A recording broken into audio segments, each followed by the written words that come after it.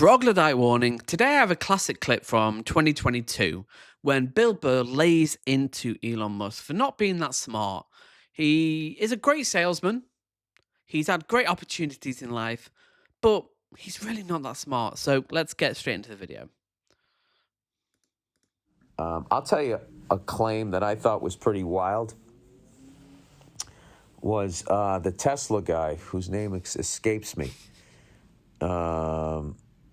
What do I think? Nash. Musk. Elon Musk. Elon Musk was saying that he made a claim on a podcast that the birthing rate was way down with young people and that basically the world population was going to nosedive and that we were all going to go extinct. Which a few years ago, that claim would be like, oh yeah, there is problems with birth rate, specifically in the UK, massively so in Japan and South Korea. It's not too bad in America. They're actually nowhere near as as bad as parts of Europe and the developed world. But at that time, it's a fair argument to have, like birthing rates. He's had 13 kids himself. He's doing his bit. But in retrospect, this is a classic far-right neo-Nazi dog whistle. They constantly talk about the great replacement theory, like, oh, birthing rates are going down. Often they mean white, which is not true. It's a complete conspiracy theory. 82% of the population in the UK is white. I'm not sure about the American figures. I assume it is pretty similar. And there's this paranoia, constant paranoia, because they can't tackle real issues like climate change, inequality. They have to jump on these kind of like fantasies, these ghosts of 8 billion people. It's not enough. Yeah, there are problems in specific countries, especially the UK. We've got a massive aging population crisis that we're not dealing with, and it will, in the coming decades, really be a massive problem. But we're not going extinct unless there's a nuclear holocaust. So, yeah, it's kind of, in retrospect, it's a clear dog whistle. Rather than it being some big nuclear war, he thought we were just going to go extinct because everyone was going to stop having babies. And I got to be honest with you, that had to have been one of the dumbest things I've ever heard in my life. He goes like, we're just going to go out with like a whimper. It's like, you don't think when people notice that we're becoming extinct that people won't then have babies? Maybe, did you ever think why they're not having babies? Maybe they're not having babies. Oh no, people like this never do. They're like, oh, why don't people have babies? Well, a lot of reasons. Well, it's complicated. Often it's economic, but often it's cultural, especially in South Korea. The divide between the genders is massive. They're more polarized than ever. And there's a lot of people who obviously can't afford it, but also they don't want it. Like, it didn't used to be an option 30, 40 years ago. You can't just add a kid. And that was the expectation, especially for a lot of working class people. But now you don't have to. There is an option. And a lot of people are choosing not to for various reasons. Babies because they don't want to bring them into this fucked up world. If the population went down significantly and we could reverse what the fuck we're doing to the planet, maybe more people would feel like there's a reason to bring a life into the world. I don't think that everyone's just going to sit around going, well, no one's having babies. Looks like we're all going to go extinct. I have a new theory. Okay? Smart people who go on podcasts are not that smart. True. All right? They're campaigning to be smart. Especially Elon Musk. He is, he says he works these 16-hour days. He's a hard worker. No, the last 10 years at least, he's just on Twitter. He tweets like 100 times a day. He doesn't make anything. He's not an engineer. He was going to go and, onto a PhD program in the 90s. He didn't, but he just got lucky.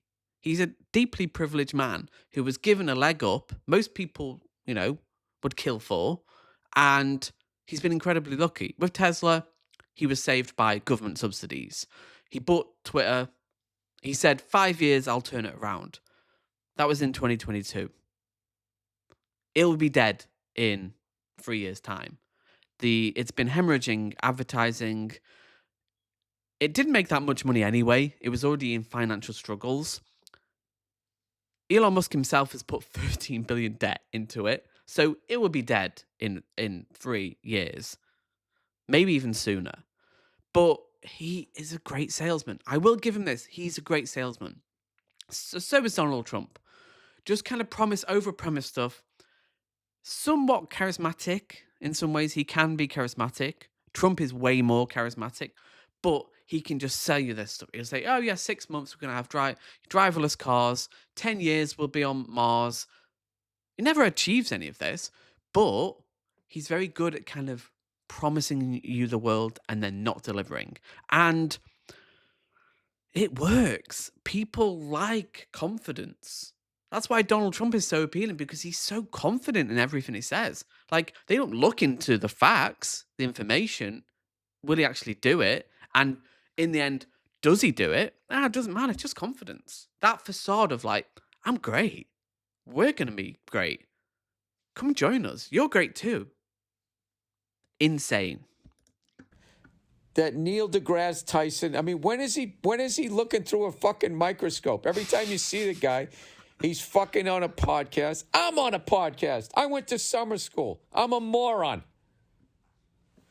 Right? And then somebody else, oh, look at me. I'm going to make a fucking spaceship that goes to Mars. You're going to do it? You're going to sit down and do it? Or do you have the ability to organize and delegate it? Where the really smart people that are making it don't. I have to say as well, I'm currently reading Character Limit, which is a great book about Elon Musk's takeover of Twitter. And he is a horrible guy. In so many ways, the work environment, he's like Trump. Behind the scenes, they seem somewhat normal. I mean, Elon Musk doesn't. But behind the scenes, they're horrible. They shout, they're abusive. They are the worst people to work with. And people, when he took over Twitter, they kind of left in droves and then they kind of were fired.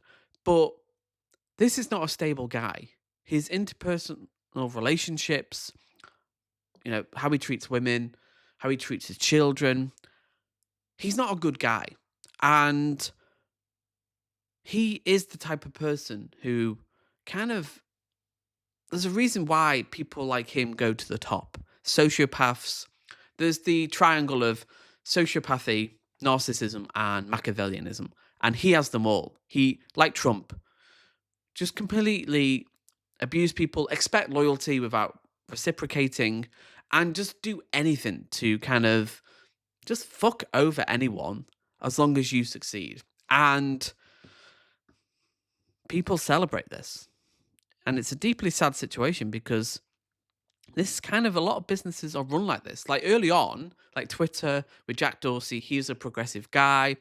There was an environment of criticism you could criticize. Same with Google and Facebook. Early on, it was like, we're a family, you can criticize. Now it's just, and very much Elon is like this, completely anti-democratic. He will fire you if you disagree with him. He's surrounded himself with yes men. Like Trump, loyalty, that's all that matters. Just do what I tell you. Your voice, your opinion doesn't matter. And that kind of widens out into society, I think it does. Like the fact that Trump won in 2016 as a divisive figure, he is very culpable for a lot of the division himself. Just one individual has the power to really push a mass polarization in society where it's normalized. It wasn't normal before Trump. It wasn't normal. Like George W. Bush, he was pro-immigrant. Seemed like a moderate guy in comparison, and actually intelligent compared to Trump. Don't have time to go on a fucking podcast. All of these fucking doctors and shit going on podcast. Shouldn't they be like, what? Hey, some comedian wants you to go on his podcast. I'm too busy curing cancer, or trying to. I don't have time to go on and fucking try to explain what I'm doing to somebody with a fucking high school education.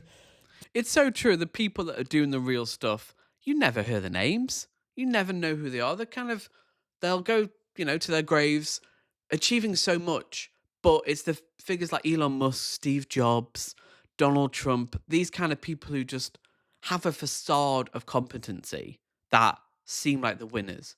But then you kind of go into their personal lives and they're just train wrecks.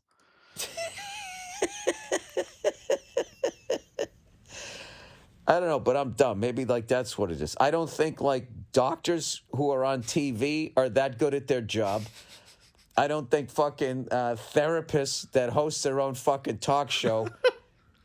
I don't think they really give a shit about the mental health of other people. I don't think they do. There's just something about it where it's just like, shouldn't you be like going out there like, I'm not saying all of it. Like, I think chefs that are on TV are good at what they do. I'm not saying that they're the best, you know? I mean, I'm in this business. I know how that works. Just because you're on TV doesn't mean you're the best at what you do. Maybe you're the best at the business. Or maybe you caught a break. Or maybe you know somebody. Yeah, and we never talk about that. I mean, I think a lot of people don't realize how so many industries are just so saturated in nepotism. Specifically like law, like journalism, the media, film, TV. These jobs often are kind of cordoned off from the working class. And again, figures like Elon Musk, he was given $60,000 in today's money to start a business. Like, if he didn't have that money, you'd never heard of Elon Musk. But they want to cut opportunities for other people. And they act like they live in a meritocracy. We don't.